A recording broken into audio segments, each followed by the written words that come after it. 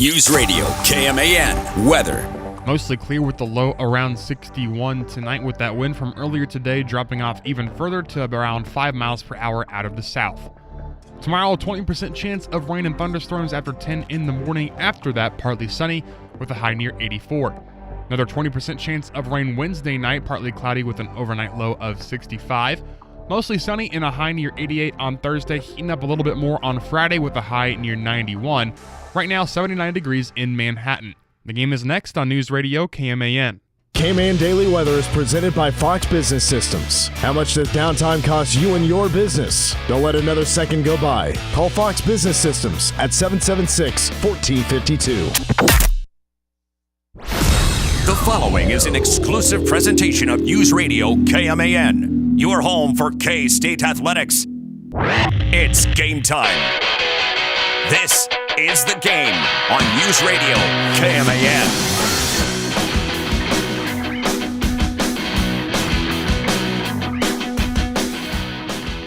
Just in case y'all forgot, K-State plays on a Friday this week.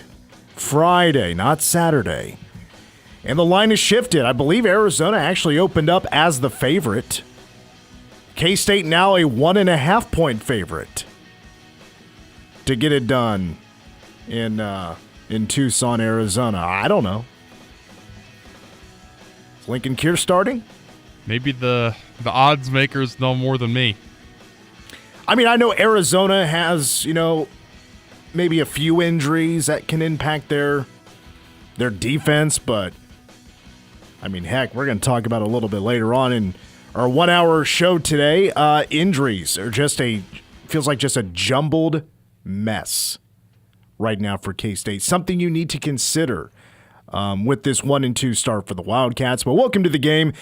Mitch Fortner alongside Cole Dutchendorf. Again, we're with you until 5. That's when Royals baseball takes over. What happened last night against the Guardians? A blowout loss. They got rocked. It was like 8 runs that the Guardians scored in the 3rd inning or the 4th inning, one of the two. And, I mean, obviously it's going to be tough to come down from 8. So hopefully they can battle back. This is a really important series, as you mentioned yesterday.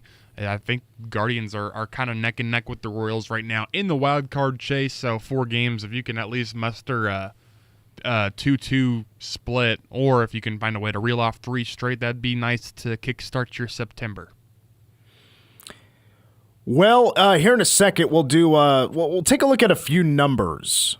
After crunching some numbers, doing a little bit of research, are there some numbers that maybe tell the story the most about K-State's 1-2 start, the struggles in the first 3 games of the regular season? You do get a win over North Dakota, but K-State, so close to starting this year 0-3.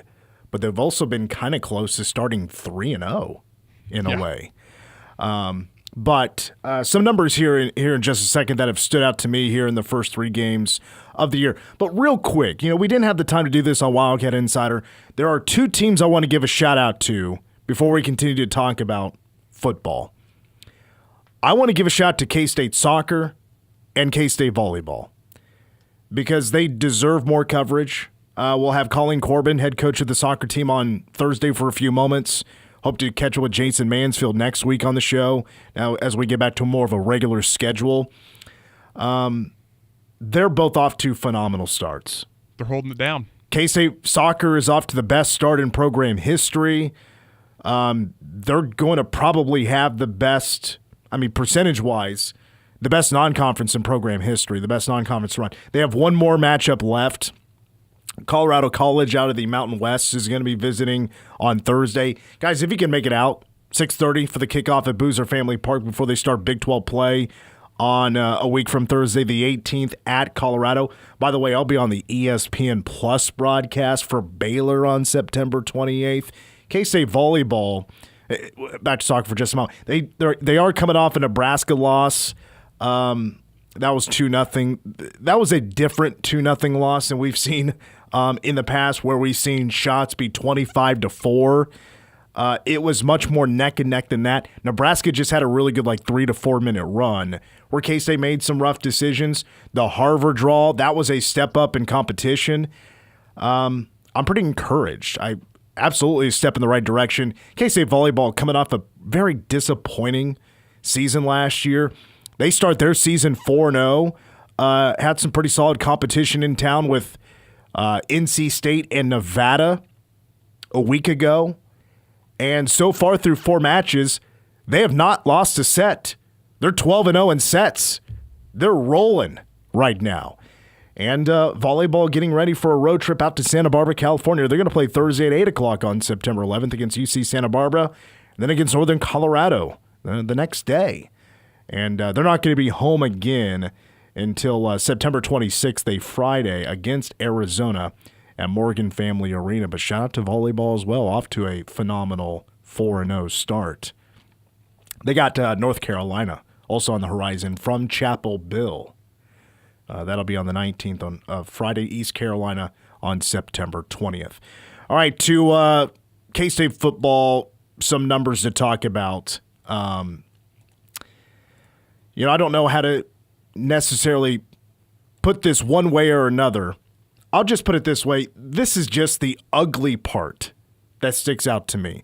I wouldn't say there's anything that necessarily jumps off the page and says, well, hey, that's pretty good. Other than I would say, Avery Johnson and the wide receivers, that connection and the sacks. I think that's totally fair to say. The pass rush, with the exception, I should say no, was still actually good without recording a sack. Getting pressure on Cale Helms of Army was still pretty decent. I'm going to break it down this way. Let's start with the rushing game for K-State. To put it in a simple way, I think K-State has gone from what was last year as arguably the best rushing offense in the Big 12. I think they're now the worst rushing offense in the Big 12. Injuries, you can consider no Dylan Edwards. You could consider no George Fitzpatrick. Just a part of the equation, but you got to go with what you got. And averaging 109 yards per game, more importantly, 4.4 yards per carry. That's a big drop from last year's numbers. K-State is one-dimensional. And to win games at this level, that's hard to succeed. And we know how important the running game is to Chris Kleiman. However, more importantly, to me, the biggest issue for the offense is they're not staying on the field, and for the defense, they are struggling to get off the field. Third down is my biggest problem right now with the offense. And I pulled this especially because of how many times I've heard Chris Kleiman preach. You got to be good on third down. You got to win on third down. K-State is not winning on third down. They're not. Last year, 41.2%. That's just barely in the average category of college football. Pretty much 40 to 50% is average in college football, but still not bad. This year, 34.3% on third down offense for the Cats. 5 of 13 against Iowa State and North Dakota. 2 of 9 against Army. And I even crunched a few more numbers just to see what it turned out to be. So K-State's 12 third down conversions this year, on average, have needed 6.3 yards. And when they get those first downs, they're averaging 15.4 yards on those plays. When they don't get third downs, they're needing 7.4 yards per play, and they're getting 1.7. Now, I don't want to get too in the weeds, even though I invited myself into the weeds by crunching the numbers this much. I think there's a lot of ways you can speculate with those numbers, but I just think it's so fair to say number one on that list is they're needing too many yards consistently on third down. I think that's the number one fair thing to point out, because you're needing somewhere around 6.5 to 7 yards each time K-State is going for, attempting a third down conversion. I mean, it adds up when you have a team that's struggling on the ground, and then you look at the numbers that you just rattled off. You kind of get the picture painted of a team that's struggling to run it on the ground. It's a team that's not doing enough on the early downs, putting themselves in holes, whether that be with penalty yardage or just what's been an extreme lack of success in the run game, especially between the tackles. We've actually seen this team be able to do some stuff outside the tackles, whether it be more of the traditional runs outside the tackle box or, jet sweeps, runs with like a Jace Brown against Iowa State where it was to the outside. Those have been relatively successful, but you can't just run on gadget and gimmick run plays. You need to be able to establish a downhill rushing attack, and that's just something that K-State has been completely unable to do early in this season, and those numbers confirm that K-State's been putting themselves in trouble, and consistently digging yourself out of those spots is not easy. I mean, it definitely has a mental toll on an offense as well when you're consistently put into these situations that are not conducive to offensive success. I mean, when it's you average those together, it's probably about 3rd and 7 is about what they're looking at on each third down. That's not ideal for an offense. You'd love to get into those 3rd and manageables, so where the entire playbook is more open as opposed to 3rd and 7. You're in a passing down, and your hands are kind of tied as to what you can do to try to pick up those yards. So it hasn't been the most consistent offense. It hasn't been the most easy to watch offense, especially on 1st and 2nd down when they're putting themselves in those kind of holes. I mean, I'm not going to lie. When I first was kind of racking the brain on maybe what's the strategy, what's in, according to the numbers, what should K-State do in this situation? It does seem like around that 6 or 7 yards to go mark, it's like the difference of, all right, we're kind of close to the 6. Let's try to play beyond the 6 and go get a first down. Or you're back just far enough. I think that's where you see most likely the play calls of a run play on 3rd down, or you see those short out routes that everybody is annoyed with, or K-State's not playing for the first down, trying to get a manageable 4th down. And I hear the criticism about that. That's probably one of the things that annoys me about some of the play calling. But again, like I really don't have too many problems with Matt Wells' play calling. He was taking more shots down the field, and K-State should have had 3 or 4 ginormous touchdown plays. But K-State was running to another issue, and this goes to the big bugaboo for the receiving group, drops. Drops is a problem. That is taking points off the board for K-State. Big first downs, big plays. You're taking that away with drops. Avery was so good throwing the football on Saturday.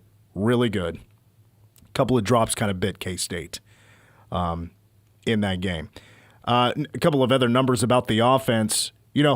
I totally hear you on, sometimes when they don't convert, obviously incomplete passes come into play. There really weren't that many. When it comes to 3rd down incomplete passes. I will say, though, when they try to rush on 3rd and short or 4th and short, they have been extremely unsuccessful this year, especially from a yard out. I want to take a shout to Cole Manbeck, who used to host PowerCat Game Day with myself for a couple of years, that K-State 5 times this year has gone for it. Or I shouldn't say gone for it. They just obviously attempted a conversion with a yard to go, and they failed 5 times. With 1 yard to go, they couldn't get that 1 yard. And again, going to just having to pick up so many yards on 3rd down, here's another number that's a bit ugly. Of the 35 3rd down attempts that K-State has had this year, 9 have been for 3 yards or less. Defensively, and I give another shout to Cole Manbeck, he beat me to the punch on this one. K-State is giving up too many points in the second half. Too many points. Cats are allowing 12 points on average in the 4th quarter. They're allowing 16 points in the second half. They're giving up too many touchdowns. They're giving up too many field goals, too many scoring opportunities. I mean, they are allowing 27.7 points per game right now. And that's the most at any time since the 2020 pandemic year when they opened up with Arkansas State. And I mean, gosh, 4th down has been atrocious for this K-State defense. Atrocious. 10 of 12 teams are on 4th down against K-State's defense. Did you know all of last year K-State only allowed 9 total? 9 4th down conversions. And this year's defense has already allowed 10. I think the defense is playing softer, especially in the secondary. No interceptions in the first 3 games. It's the first time that has happened since 2015. I mean, my conclusion right now for the defense is there's not enough people out there that's fearing K-State's defense. It's not a mob mentality. You know, the old mob sign that the Cats used to throw up, actually, they've been doing it recently here as well. Not deserving of that. They're not making big plays. They're not getting stops. Not enough of them, at least. And especially in the second half. Add on a couple of other things, and, I mean, you can wrap in the rushing issues. I'll also throw in time of possession because K-State right now is 124th in time of possession. 2 other great examples of this. Ask KU what kind of hole they got themselves into by not sustaining drives, not being able to run the football when they played at Missouri. They were atrocious in both categories. The same thing for Arizona State at Mississippi State this weekend. Boy, did Arizona State miss Cam Scatteraboo in that game because they could not run the football. They could not sustain drives. Their time of possession was way down in that game, and that hurt them. And K-State's net punting as well, 119th in the country. So you're still looking at all 3 phases of the game and some pretty major signs that are just staring you right in the eyeballs and saying, this has to be corrected. Because K-State's beaten bad in some pretty major categories to win some ball games. Let's go ahead and take a break. Rolling with you for an hour today. We got Jabroni of the Week at about 4:45. Want to get to the other thing we have to consider with K-State's 1-2 start. You're giving me a look like you just got an interesting phone call. We can talk during the break. Okay. They didn't want to come on air? Well, actually, he kind of wanted to debate you on something, but it wasn't with the K-State football. Oh, okay. Well, tell me during the break, and we'll see if we want to talk about it coming up. But I do want to talk about the other thing you have to consider with K-State's pretty rough start. The injuries, guys just banged up, are a mess right now. I don't think I've ever seen it this messy to start a year. We'll go ahead and take a break. More on that when we come back, and maybe a little bit of good news as well after these words on the game. This is The Game on News Radio KMAN. Whether it's game day or a night out with great live music, Bottle Cap Sports Bar delivers the atmosphere you're looking for. It's Manhattan's go-to spot for catching every Wildcats or Chiefs game and enjoying live music that plays the songs you actually know. Come early for a good seat, great music, and cold drinks served up right. Stay in the loop. Check out their Facebook page for the full schedule of events. Bottle Caps, where the music's live, the game's always on, and the vibe is just right. Bottle Cap Sports Bar located on West Anderson across from Dairy Queen. In Manhattan, building community means more than bricks and beams. It means innovation and partnership. At McCown Gordon Construction, we deliver feature-focused solutions to projects that shape our region. From advanced research labs to vibrant education, healthcare, and community hubs. We're not just building projects, we're building the future of the Flint Hills with unmatched customer experience and value-driven strategies. We're building for tomorrow. Visit kansas.mccown-gordon.com. At Stormont Vale Health, our patients are our neighbors and our communities our home. We invest in your health and our community by bringing high-quality healthcare closer to home. From our Wamego Clinic to our new campus in Manhattan and the Flint Hills Hospital in Junction City. Our partnerships with organizations like the Mayo Clinic and the Children's Miracle Network bring top-notch expertise to our region. We take pride in local collaboration to stay connected to our communities. Visit stormontvale.org. Stormont Vale Health, high-quality care closer to home.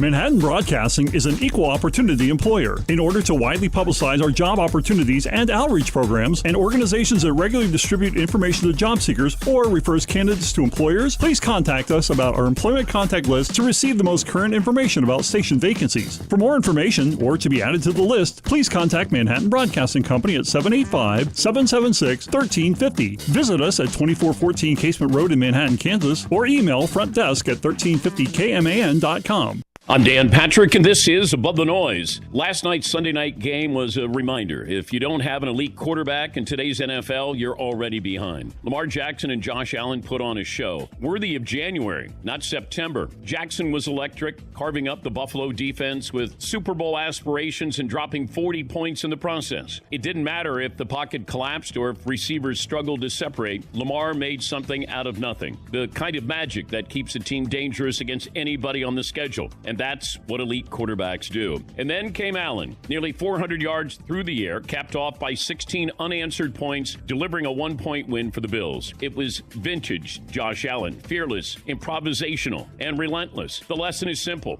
Weapons matter, coaching matters, defense matters, but what matters most is the quarterback. I'm Dan Patrick, and this is Above the Noise. Quiet down, here she comes. Surprise! Your accountant just emailed to say your quarterly taxes are way higher than you were expecting. At Progressive, we know small business owners don't usually like surprises because they cost you money. But a good surprise that could save you money? Getting discounts with a commercial auto quote from Progressive. Also, your favorite employee is leaving. They're going to pursue their dream of being a veterinarian.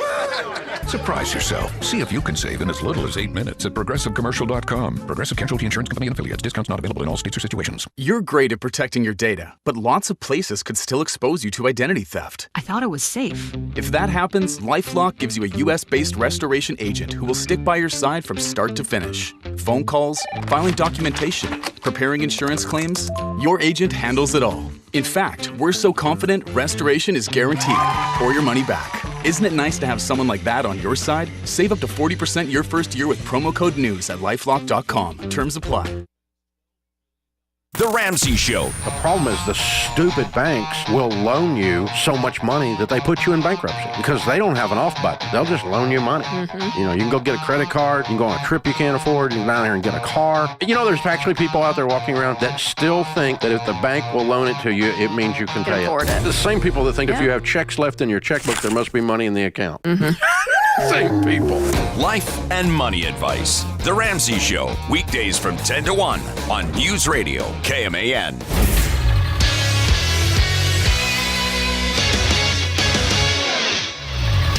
I'm Cole Dutchendorf with a game sports update brought to you by Bottle Cap Sports Bar.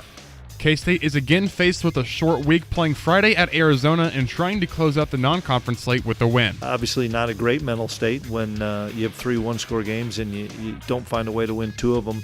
I think they realize how close we are, but close doesn't count. It's a handful of plays in all 3 phases, offense, defense, and teams, that if we can flip it, we really can turn this. That was Chris Kleiman yesterday as his team readies for the tilt in Tucson while trying to recover from the physical strain left over from the loss to Army last weekend. Friday night's tilt at Arizona kicks off at 8. Powercat Game Day coverage will begin at 4 on News Radio KMAN and 101.5 K-Rock. Sean Payton has had plenty of success with gadget backs throughout his 18-year NFL career, from K-State legend Darren Sproles to Alvin Kamara. He'll now have the chance to develop another intriguing name in Denver as the Broncos have signed former Cowboys running back Deuce Vaughn to their practice squad, Vaughn's agent confirmed Tuesday morning. Vaughn, a K-State standout and 2023 6th-round pick, worked out for the Broncos last week. He's rushed 40 times for 110 yards and caught 10 passes for 58 yards across parts of the last 2 seasons in Dallas. Royals took a big loss to the Guardians last night. We'll have pregame coverage at 5 on News Radio KMAN.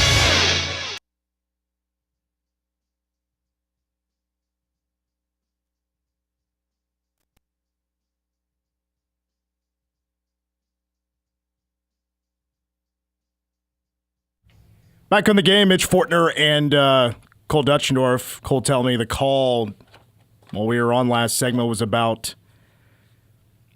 being a K-State employee and talking good things about K-State soccer and K-State volleyball because I'm a K-State employee technically.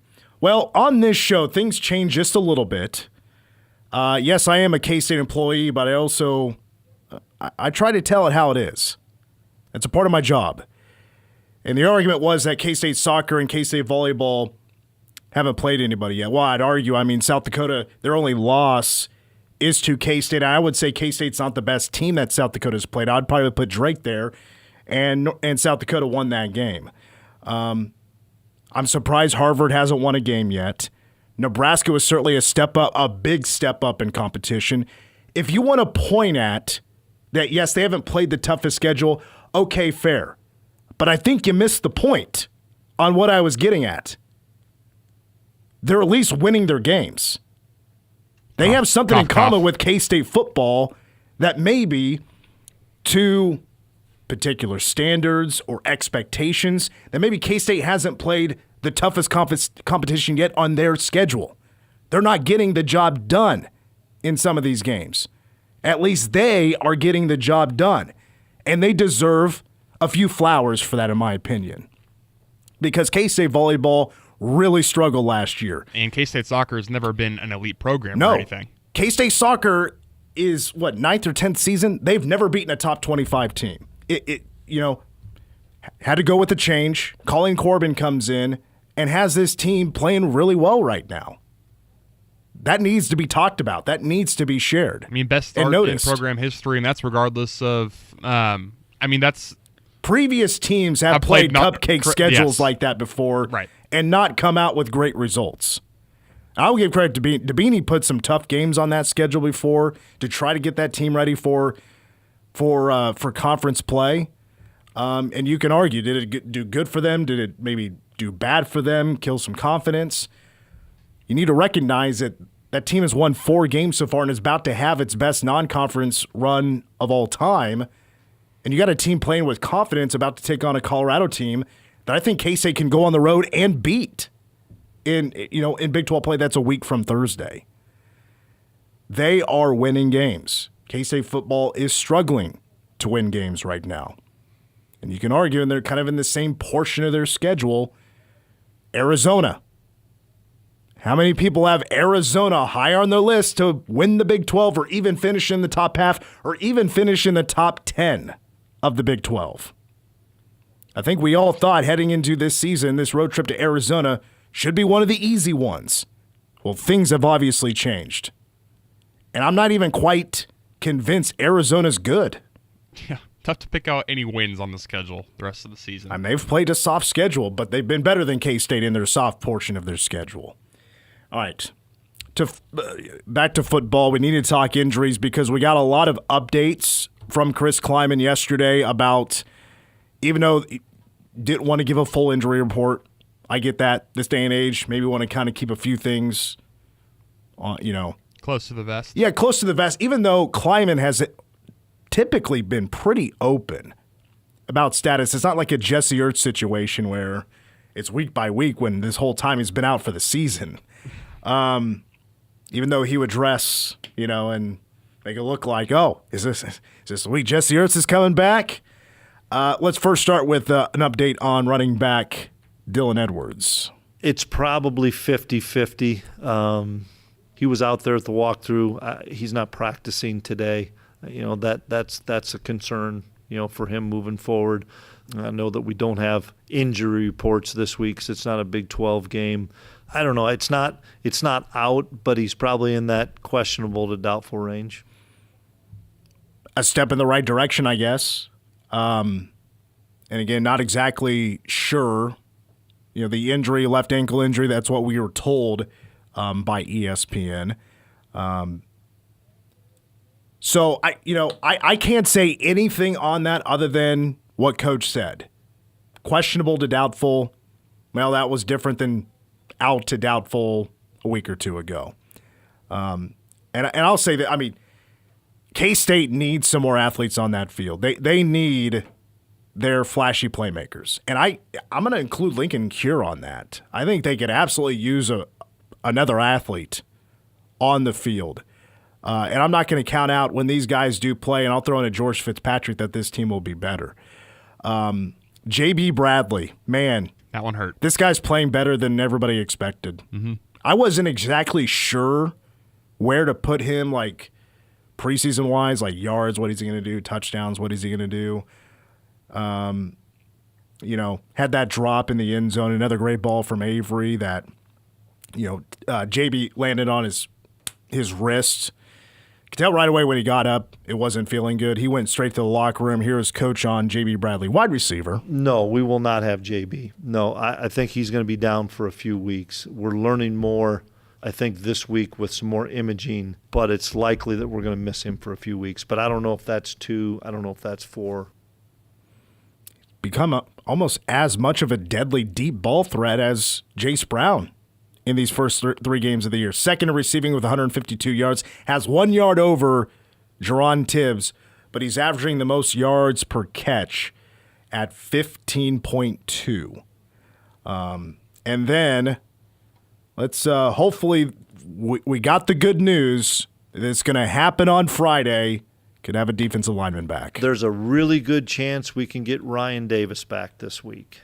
Toby's playing really good football, but it gives us another guy on the edge that I think when we were all at Media Day in Dallas, everybody asked those older kids, give me one guy that everybody's excited about. It was Ryan Davis. And he's going to practice today, so let's see what happens. On my list as a breakout defensive player this year, and I don't think Arizona's offensive line is very good at pass protection. They have played 2 games. They have given up 5 sacks against teams that probably aren't very good. Having Ryan Davis back when you need some more juice on the defensive line, to me, is actually pretty exciting. But now we got to take it a step further because, again, Coach said he wasn't going to give us a full injury report. If he did, he'd probably need that whole press conference because it's what I've called a jumbled mess. I'm sure there were people that were out that most people didn't even, like fans didn't even notice we're not playing in this game. I didn't even notice until I did the watch back that Amarian Fortenberry was not out there. Donovan McIntosh was not out there as well against Army. And K-State could be down more guys than that in the secondary. I mean, Daniel Cobbs did not play against Army. J.B. Bradley is down. George Fitzpatrick, of course, not expected for him to come back in this game. K-State was down. We learned about this in postgame. Terrence Enos, J.B. Nelson on the offensive line were not available to play. Dylan Edwards right now is questionable to doubtful. Who knows about Lincoln Cure? Ryan Davis can maybe come back. We saw Asa Newsom come back. Coley McAllister is still out. And Gunnar Maldonado is limited. And I feel like I'm missing somebody. So if I forgot somebody, text me or call me or send a tweet into the show because I feel like I am. But K-State is a banged-up team. And I hate it that the schedule comes out this way. And I hated it even more after North Dakota. Especially, now that we have a pretty good idea who's banged up. You add more to the list. We just played Army. Army ran the ball down your butt 60 times or something like that. And my biggest fear after that game was that, boy, these guys are going to be sore, banged up, bruised up. Damian Ilalio walked in that press conference feeling good. I was like, dude, how are you walking? Yeah, seriously. Because defensive linemen take so much punishment from a flexbone triple option type of offense. Yeah, you're never going to walk away from an Army game healthier than you were when you went in. Some of the complaints I've heard from defensive players, either talking to high school players, used to interact with Rock Creek back in the day, who used to run that offense, Manhattan High stuff. Their backs hurt. And I was like, that typically is not what you hear from defensive linemen after you play a flex bone or just playing in general from anybody. Like, oh, it's back issues. Yeah, it's just kind of like their back is hurting, their shoulders are hurting, their arms are hurting. Like, it's just a lot of upper body stuff. They're just hurting the next day. And then you have one less day off. You're flying out to Arizona. Like, it's not a great recipe. It's not good. Yeah, I hate this schedule. It's not a great scenario for K-State, especially since it's against a team that you definitely had higher odds of beating than compared to a lot of others this season. Because Arizona was not good last year, and they had one of the best players in the country at wide receiver in Tetaroa McMillan. Noah Fafita is good. The numbers, I wouldn't say are off the charts by any means. And they don't have a Tetaroa McMillan on that team, but they do have Javen Watley, who has kind of turned into a star for them, especially after this last game. But we know K-State's a bit banged up in the secondary.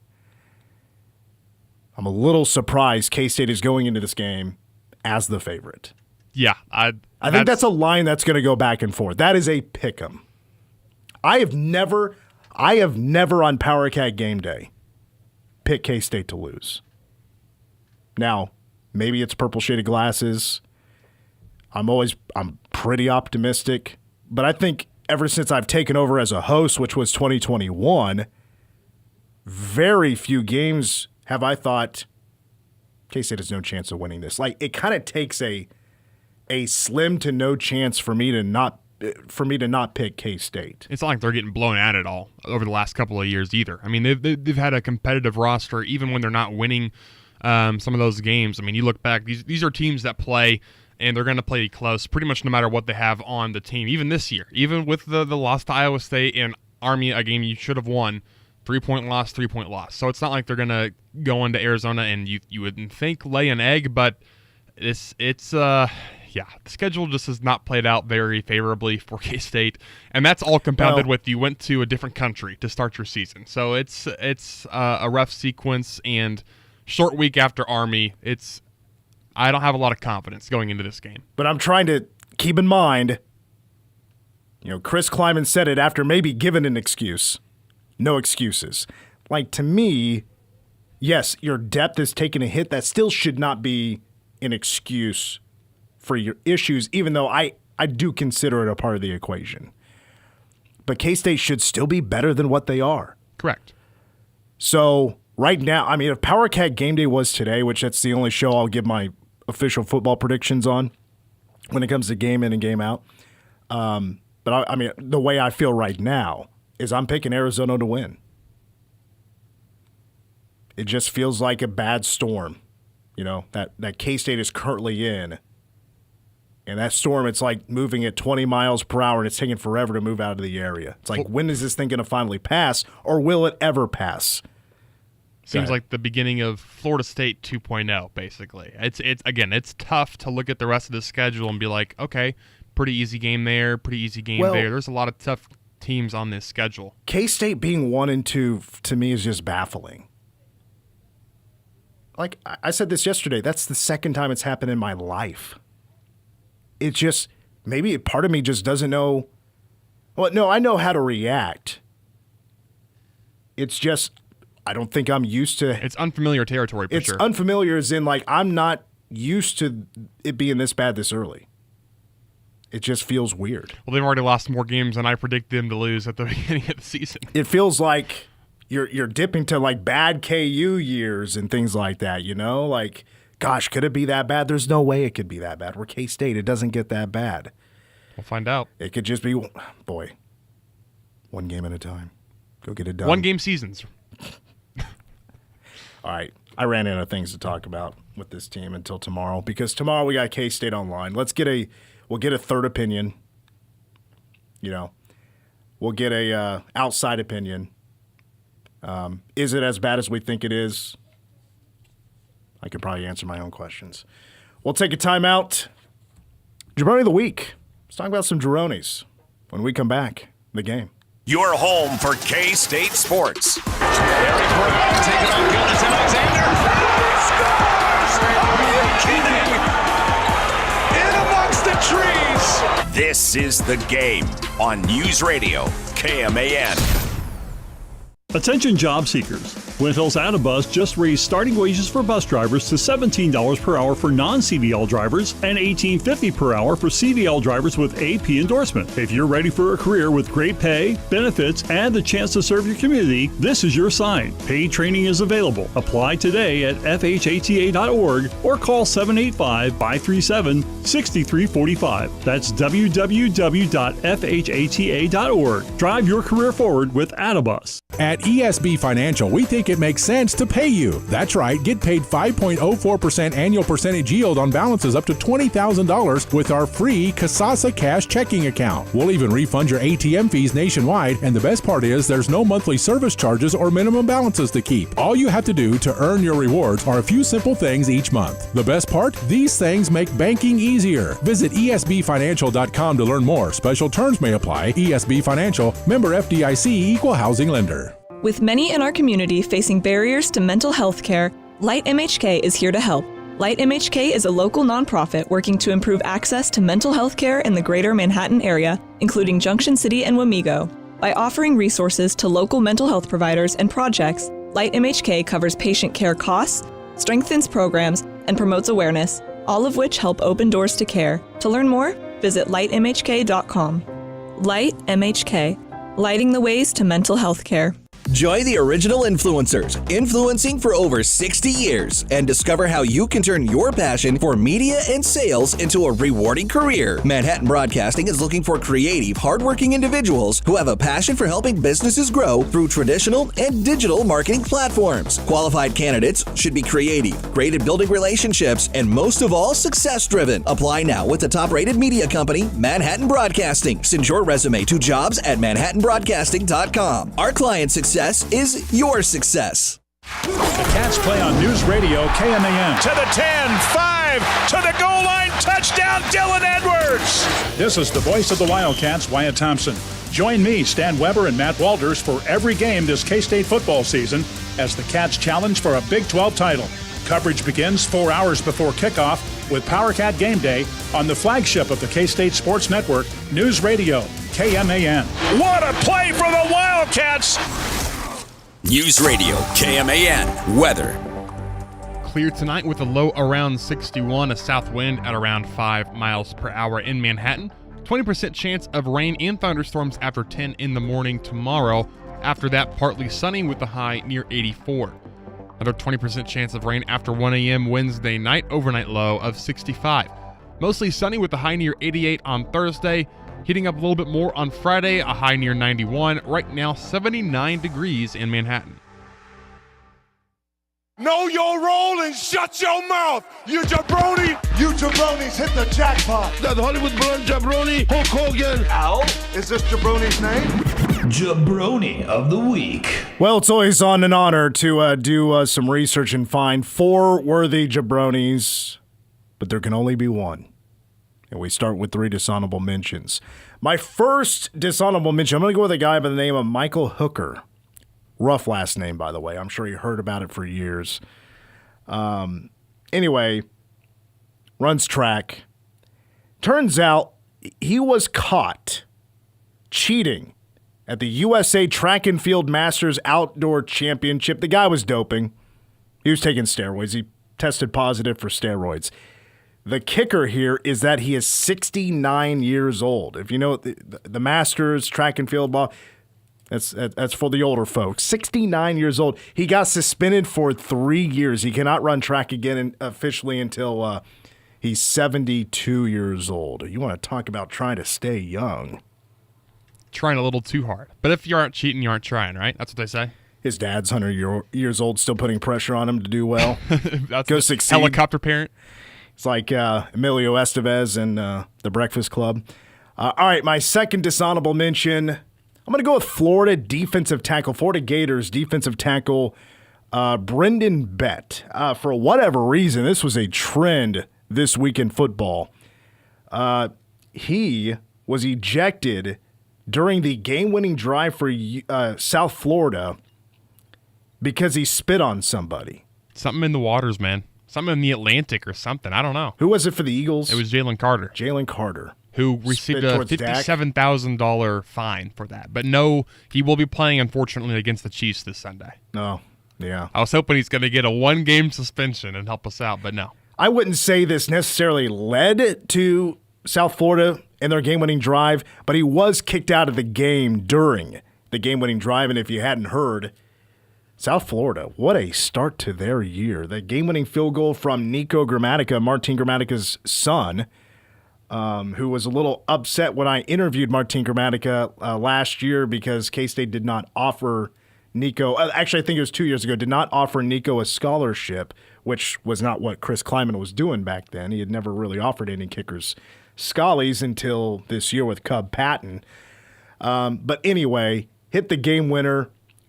USF wins 18-16, so they've beaten number 25 Boise State. They've beaten number, what was it at the time, 13 or something like that, Florida. Yep. And now they're going to be playing at number 5 Miami. Fun one. I cannot wait to watch that game. Really fun one. I love a group of 5 like that, kind of coming out of nowhere and especially with that resume. Yeah, this early in the season. Most ranked wins of any college. I don't know if their conference is going to be any good. All right, my last dishonorable mention, I'm going to go with the replay review crew of Northern Colorado State. Northern Colorado played at Colorado State this past weekend. A controversial decision. Northern Colorado was down 21-17 late in the fourth, and with 8 seconds to go, they throw a bomb to the end zone. It's caught, hauled in, touchdown, Northern Colorado. They're going to pull off a big ol' upset because Colorado State was like a 35-point favorite heading into that game. It would have been a monster upset. But they went to replay review. All right? Remember, the ruling on the field was a touchdown. They review it. From the angles that I saw, I don't know if the referee's got different ones, but typically the TV angles are the angles the referee gets, unless I'm missing something. There was really no evidence at all. And even from what we saw, it didn't appear that the ball really moved, and it should have been a completed catch. That's my opinion of the play. They reversed the decision and said it was an incomplete pass. I didn't think that there was no evidence of that being an incomplete pass. I think Northern Colorado, shout out to the Fighting Troy Coverdales, were robbed against Colorado State. They should have won that game, but the final Rams win at 21-17. But my official Jabroni of the week takes us to the Marlins-Phillies game on Friday and the birth of Phillies Karen. All right, there was a home run out. Harrison batter hit the home run. When there's a home run to the seats, everybody's going after the ball, right? There was a dad that got the ball before she did, picks it up, goes right back to his family, puts the ball in his son's glove, 10 years old. Look what I just got for you. 10 out of 10 dad moment. Coolest dad 100% ever. And this family was Philly fans. They were from Florida, but they're Philly fans. Well, here comes this lady. This Corella DeVille-looking gal comes up and just starts chewing some butt. Mm-hmm.